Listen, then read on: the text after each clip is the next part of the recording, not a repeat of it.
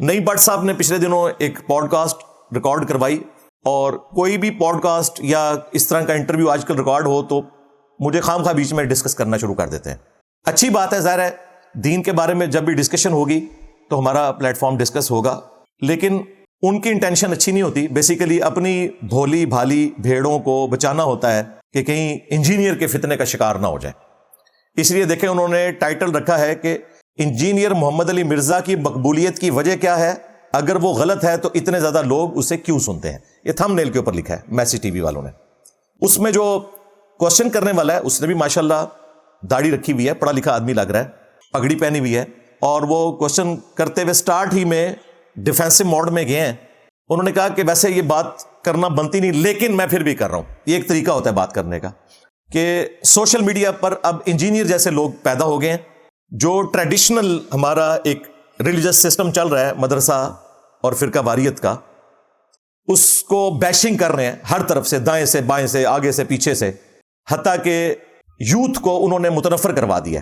اور پھر اس پہ انہوں نے اپنی رائے کا اظہار کرتے ہوئے کوشچن کرنے والے نے یہ بھی ایڈ کیا کہ ہم تو یونیورسٹیز کے اسٹوڈنٹ سے بھی ملتے ہیں اور لوگ ان سے متاثر ہو کر مرچ مسالے والی گفتگو سنتے ہیں، لیکن انہیں پتہ نہیں ہے کہ وہ اس کی وجہ سے کس فتنے میں مبتلا ہے، اور اس کا اینڈ رزلٹ یہ ہے کہ وہ ٹریڈیشنل ریلیجس جو تھاٹس ہیں ان سے بھی متنفر ہو چکے ہیں. اور انہوں نے کہا کہ وہ نماز بھی چھوڑ چکے ہیں. اندازہ کریں، یعنی وہ پہلے نماز پڑھ رہے تھے، ہماری ویڈیو سن کے انہوں نے نماز چھوڑ دی ہے. اب یہ صراحتاً ایک جھوٹا الزام، خام خواہ کسی کو ڈیفیم کرنے کے لیے. ہمیں تو فرق نہیں پڑتا، پرانے بزرگوں کو فرق پڑتا ہے کیونکہ وہ قبر سے نکل کر اپنا دفاع نہیں کر سکتے.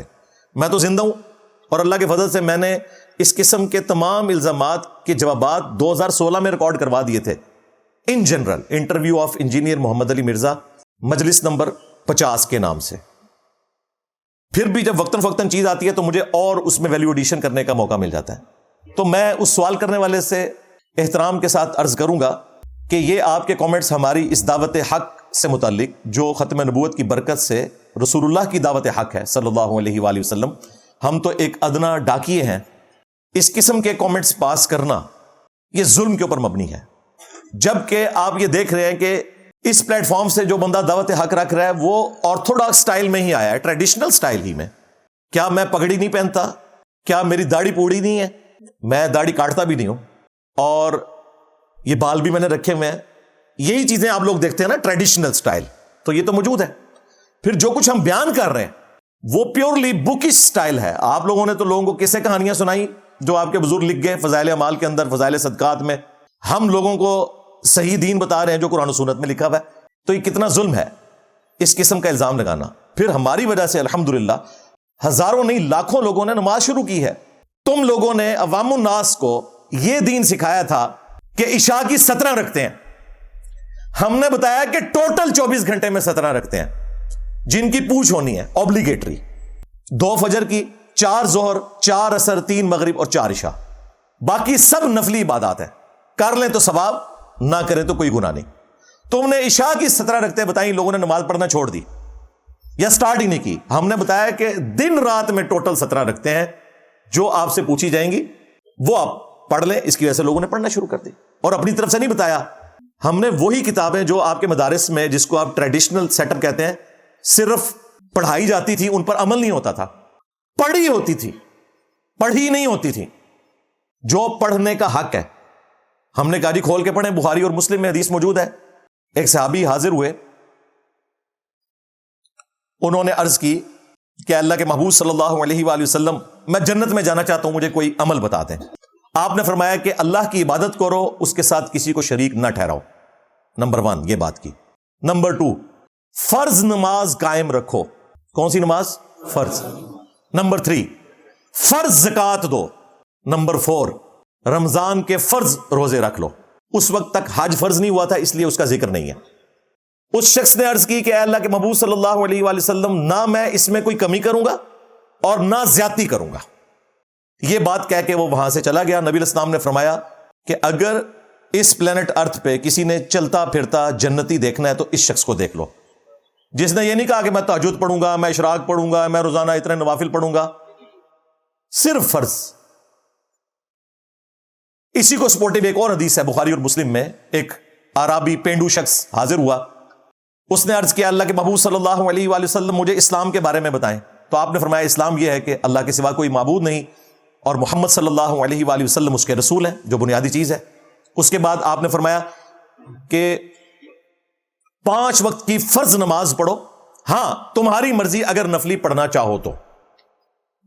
اس نے پوچھا اس کے علاوہ؟ فرمایا کہ رمضان کے فرض روزے رکھ لو, ہاں تمہاری مرضی اگر کوئی نفلی روزے رکھنا چاہو تو. پوچھا اس کے علاوہ؟ کہا فرض زکات دو, ہاں تمہاری مرضی اگر کوئی نفلی صدقہ بھی کرنا چاہو. اس نے کہا یا رسول اللہ صلی اللہ علیہ وآلہ وسلم آپ نے جتنا بتایا بس میں اتنا ہی کروں گا, نہ اس میں کمی کروں گا نہ زیادتی کروں گا, یعنی میں فرض ہی پورے کروں گا. یہ بات کہہ کے وہ وہاں سے چلا گیا. نبی علیہ السلام نے کہا اگر یہ اپنی بات پر قائم رہا تو یہ کامیاب ہو گیا. یہ دونوں احادیث بخاری مسلم میں موجود ہیں جو واضح بتا رہی ہیں کہ فرض پڑھ لینا کافی ہے. کہتے نہیں فرض کے اندر وہ نفلی نماز ساتھ شامل ہے, تو بھائی پھر رمضان کے ساتھ کیا شوال کے 6 روزے بھی شامل ہیں؟ پیر اور جمعرات کا روزہ جو نفلی تھا کیا یہ بھی شامل ہے؟ نہیں, وہ نہیں شامل. تو فرض کے ساتھ کیسے شامل ہو گئے؟ کیا زکات کے ساتھ عام نفلی صدقات بھی شامل ہے؟ کہتے نہیں بس وہ 2.5%. یہ ترغیب دلا رہے ہوتے ہیں جی بس 2.5% دے لیں, اس کے بعد نہ بھی دیں کوئی گناہ گار نہیں, جتنا مرضی مال جوڑیں, ہمیں چندے آپ دیتے رہیں. وہاں بھی بتایا کرو نا کہ جب تک نفلی صدقات نہیں کرو گے تمہارا فرض صدقہ یعنی زکات بھی قبول نہیں ہوگی. جب تک تم نفلی روزے جمعرات اور پیر کا نہیں رکھو گے تمہارے رمضان کے روزے بھی قبول نہیں ہوں گے. پھر ایک اصول رکھو نا. وہاں ان کو بات سمجھ آئی ہوئی ہے, یہاں بھی سمجھ آئی ہوئی ہے, صرف مکاری کر رہے ہیں. ہم سنت مؤکدہ جو اصل میں نفلی عبادت ہے اس کے منکر نہیں, نعوذ باللہ. بخاری مسلم میں حدیث ہے, مسلم شریف میں تو تفصیل کے ساتھ ہے کہ جو فرض کے علاوہ 12 رکعتیں پڑھے گا اللہ تعالیٰ اسے جنت میں محل عطا کرے گا الحمدللہ. 4 ظہر سے پہلے, 2 ظہر کے بعد, 2 مغرب کے بعد, 2 عشاء کے بعد اور 2 فجر سے پہلے, جنہیں ہم سنت مؤکدہ کہتے ہیں. یہ سنت مؤکدہ غیر مؤکدہ یہ تفریق فقہا نے سمجھانے کے لیے کی ہے. بیسیکلی یہ نفلی عبادات ہیں. اس لیے آپ دیکھ لیں بخاری مسلم میں حدیث ہے, اما عائشہ کہتی ہیں سلام اللہ علیہا, نبی صلی اللہ علیہ وآلہ وسلم اپنی نفلی نمازوں میں سب سے زیادہ اہتمام فجر کی 2 رکعتوں کا کرتے تھے. اور آپ کو بھی پتا ہے کہ سنت مؤکدہ میں سب سے تاکیدی سنتیں کس کی ہیں؟ فجر کی.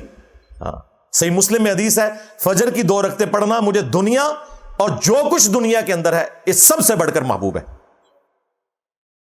اس کو ہماری ماں کیا کہہ رہی ہیں؟ نفلی رکھتے. تو باقی سنتیں تو شاہی کوئی نہیں اس کے مقابلے پر. فجر کی 2 رکھتے ہیں نفلی, اور نفلون عربی زبان میں کہتے ہیں اضافی کو. کوئی کر لے تو ثواب, کوئی نہ کرے تو کوئی گناہ نہیں. انہوں نے جناب سنت غیر مؤکدہ کو بھی اس طرح پریزنٹ کیا کہ عشاء کی 17 رکعتیں بتائیں, اس کی وجہ سے لوگ نماز پڑھنے چھوڑ گئے. پھر ہم نے لوگوں کو یہ بھی بتایا کہ اللہ کے بندو نمازیں آپ جمع بھی کر سکتے ہو, کوئی مسئلہ نہیں ہے. صحیح مسلم میں اوپر تلے 10 احادیث ہیں 1628 سے لے کر 1637 تک. نبی علیہ السلام نے بغیر خوف کے, بغیر بارش کے, بغیر سفر کے, یعنی کہ مدینہ شریف میں ظہر اثر کو جمع کیا اور مغرب اور عشاء کو جمع کیا. تابعین نے پوچھا ہے اے ابن عباس رسول اللہ نے ایسا کیوں کیا؟ فرمایا تاکہ امت کے لیے آسانی ہو جائے, کوئی تنگی باقی نہ رہے. 2 جملے بولے. اس کا مطلب یہ ہے کہ خوف, بارش اور سفر میں تو آپ ویسے ہی جمع کر سکتے ہیں, اس کے بغیر بھی کر سکتے ہیں جب آپ کو ضرورت پڑے. اس کی وجہ سے وہ مائیں جو بیچاری ہر وقت مصروف رہتی تھیں بچوں کی تربیت میں, انہیں نماز کا ٹائم نہیں ملتا تھا, پڑھنی چھوڑ گئی تھی. ہم نے کہا بھائی 3 اوقات میں 5 نمازیں پڑھ لو, افضل یہ الگ اوقات میں, لیکن اگر کوئی پڑھنا چاہتا ہے تو ضرور پڑھے, کوئی گناہ والی بات نہیں ہے. آپ ہی کے لیے یہ آسانی دی تھی رسول اللہ نے صلی اللہ علیہ وسلم, انہوں نے امت سے آسانی چھین لی. تو ہماری وجہ سے تو لوگوں نے نمازیں شروع کی ہیں. ہمیں کہتے ہو کہ لوگ نماز پڑھنا چھوڑ گئے. تمہارے علماء جھوٹ بولتے رہے کہ یہ ایک دفعہ بھی کلمہ پڑھ لیا تو جنت میں چلے جائیں گے, آدھی بات بتاتے رہے. پوری بات یہ تھی کہ صحیح بخاری میں حدیث ہے میری پوری امت جنت میں جائے گی سوائے اس کے کہ جس نے جنت میں جانے سے انکار کر دیا. پوچھا گیا من ابا یا رسول اللہ, کس نے انکار کیا؟ فرمایا جس نے میری اطاعت کی وہ جنت میں جائے گا, جس نے میری نافرمانی کی اس نے جنت میں جانے سے انکار کر دیا. تم یہی بتاتے رہے بس کلمہ پڑھ لو خیر ہے. ہم نے بتایا آگے لوگوں کو کہ جو نماز نہیں پڑھتا وہ پاکستان کے شناختی کارڈ میں مسلمان ہے, اللہ کے ہاں مسلمان نہیں ہے. آیت تو قرآن میں لکھی ہوئی تھی, تم لوگ یہ آیت نہیں لوگوں کو بتا سکے.